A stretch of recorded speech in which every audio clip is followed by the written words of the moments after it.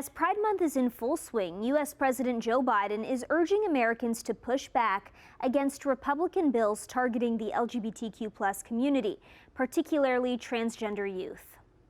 Look, I think we can all agree no one should have to fear for their safety in this country. No one should be singled out or demonized or made to feel less than anyone else. I want to send a message to the entire community, especially to transgender children. You are loved. You are heard. You are understood. And you belong. Biden is urging U.S. Congress to pass the Equality Act. If passed, it would amend the Civil Rights Act of 1964 to prohibit discrimination on the basis of sex, sexual orientation, and gender identity. Here to speak some more about the hate the queer community has been experiencing this past year is Reverend Markel Hutchins, President and CEO of social change organization MovementForward. Reverend, this year over 75 anti-LGBTQ+ bills have been signed into law in the U.S. What kind of dangerous precedent does this set for the future?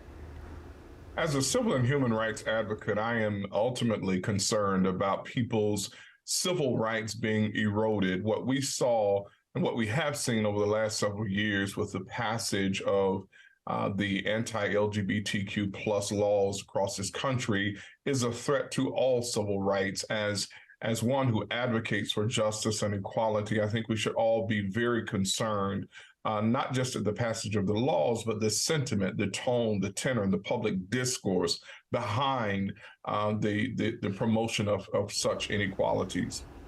As a reverend, what do you say to people who hide behind their faith to persecute the LGBTQIA+ community?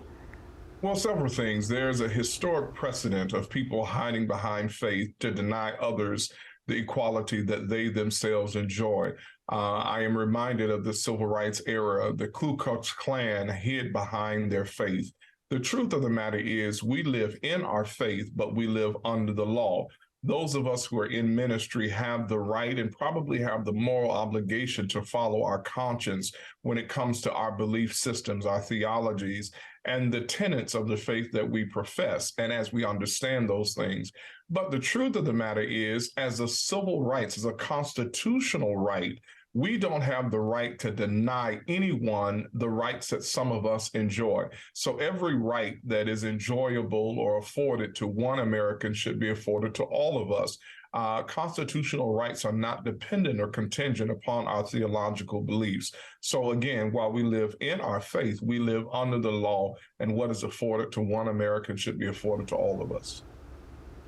What are some ways people can support social change during Pride Month and even beyond that? Well, I think there's conversations that need to be had. All social change begins with conversation, opening dialogues of understanding. Those of us who are in the civil rights community and in the faith community should come together with those that we disagree with.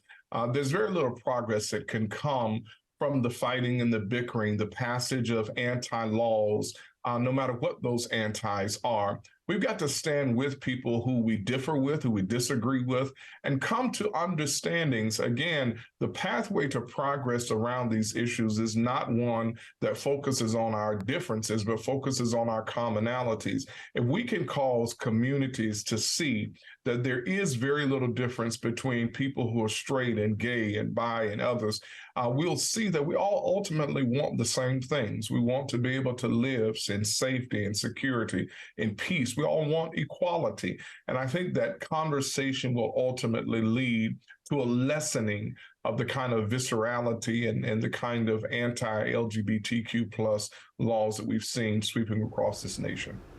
Thanks so much for speaking about these important topics with us, Reverend. It's good to be with you.